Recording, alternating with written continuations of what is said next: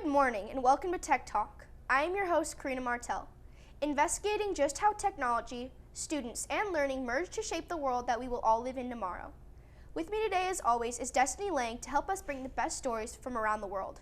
Today we are going to visit an innovative high school where students are learning just how to amplify their education.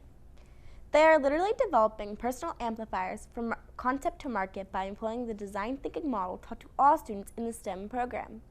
We have a series of stories today to show just how they do it and what they are learning. Abigail Hanaway brings us our first story from the drafting lab on the Colfax High School campus. Hello, Colfax High School. My name is Abigail Hanaway, and I'm here reporting at Colfax. Today, I will be interviewing Marina Grijalva about board drafting and CAD. You may be wondering what board drafting and CAD is. Board drafting is the first part of the journey to making the sound tubes, which involves learning how to use new tools, draw lines, shapes, and 3D objects. CAD is learning how to put all of the sound tube parts together electronically. Now here's Marina with more details on what CAD and board drafting is. The most challenging part of board drafting was learning how to use the individual tools. CAD is the program that we use to learn how to assemble the parts electronically for our sound tube. CAD and board drafting is that CAD uses the assembling to do it all electronically, and board drafting is when you actually use a pencil and paper to sketch it all out. The problem that CAD solved was that it helped us visualize what the sound tube would actually look like. Now you know what Colfax High School freshmen have been doing lately with CAD and board drafting. From a blank piece of paper to a scaled 3D model, that's a great application of technology. Destiny, I am hooked. Where do we go from here?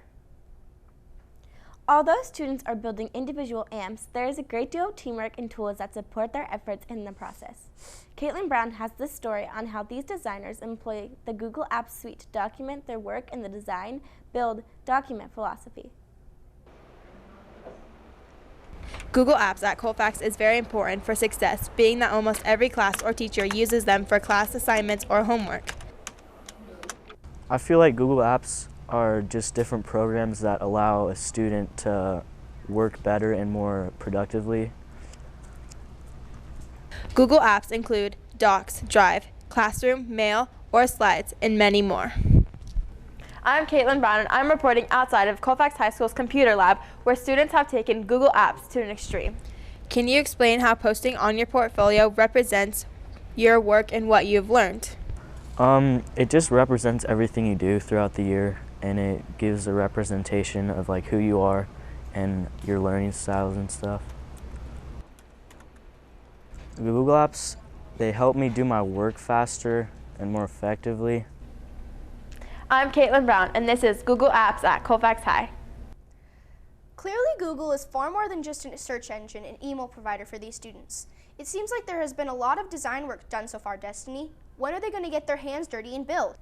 That's a fair question, but they're not going to rush into building until they're ready. Plastic modeling, wood cutting, and circuit board soldering requires a good plan before jumping in, and Leah Workman wanted to do just that and found out what makers had to make their amps come to life. Hi, my name is Leah Workman, and I'm here at Colfax High School, where students are learning to use tools and materials to manufacture their own speakers. We interviewed Jennifer Garten, who is skilled in wood and plastic fabrication here in the CHS lab. To manufacture my plastic caps, we first had to heat up the plastic so that we could form it around the mold, and that it would vacuum to the wood circles.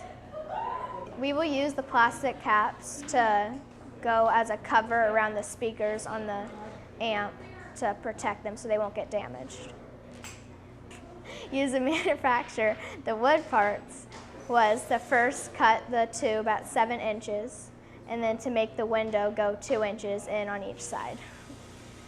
The window is for the electronics. We also interviewed Jaden Toro, who told us all about what it takes to finish a product with electronics. So the circuit board is a little square board that basically you put the wires in it and all the circuits run through it and connect everything to make the board work. So to build the circuit board, you needed soldering skills, know how to solder, and then basically know how to strip the wires and prepare them to get them into the circuit board. I think the soldering was a bit more difficult than the actual preparing the wires for putting them in the circuit board, because it's more pressure and like you can get burnt. So soldering is where you have this stuff called solder and a soldering iron, and you connect the soldering iron to the wire and wait for the wire to heat up, and then you connect the solder to the wire, and then that bonds the circuit board to the wire. I'm Leah Workman at Colfax High School, reporting for Tech Talk. Clearly, there is no sitting around waiting for learning to happen for these students. It's hard to believe that this is all done in one term and in the freshman year nonetheless.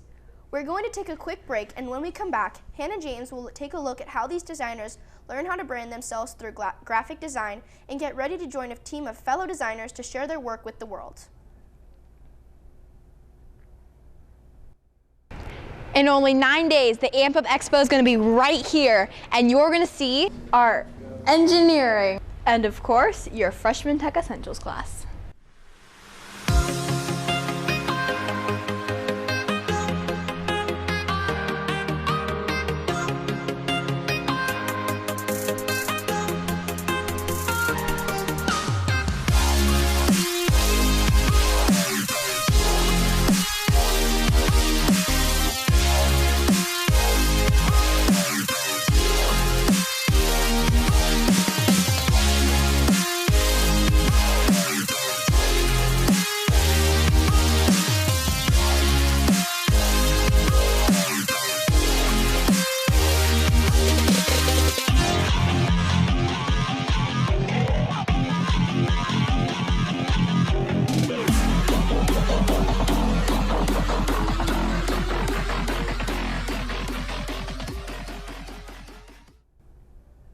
Welcome back. In our last segment, we saw just how our designers built their amps, but the design process does not stop there.